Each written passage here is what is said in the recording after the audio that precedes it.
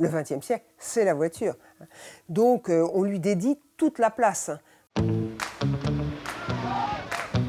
Avec les congés payés, les usines et les écoles qui ferment, l'été devient repos. La voiture fait du voyage une fête. Après-guerre, direction la côte. À l'ouest, les grandes avenues seront pour les nouvelles villes. C'est plus facile quand il y a tout à faire.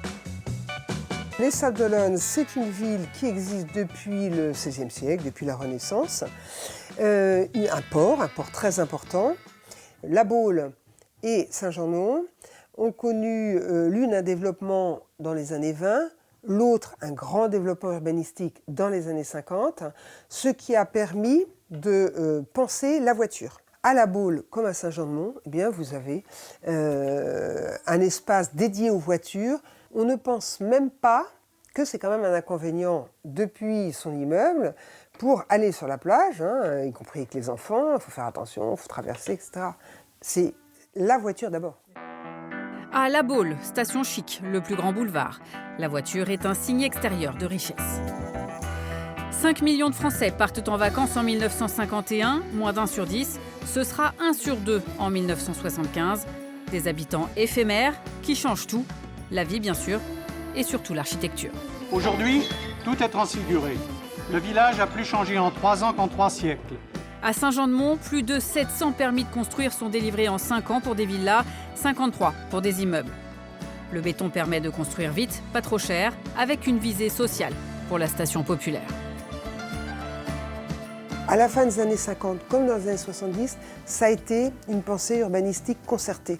On n'a rien détruit à Saint-Jean-de-Mont, sauf qu'on a colonisé quand même des dunes, ça c'est absolument certain. Il y avait une vraie pensée de vente au prix le plus abordable à des couches très populaires, des appartements avec vue sur mer.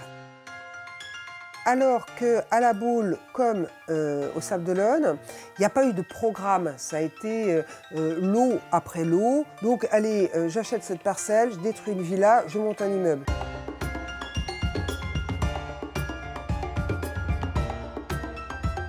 Le propre de l'architecture balnéaire, c'est de développer tous les espaces intermédiaires entre l'intérieur et l'extérieur. Des balcons, des terrasses, pour être chez soi et regarder la mer, regarder la forêt de pins, etc. Mais la mer, ce n'est pas que le béton.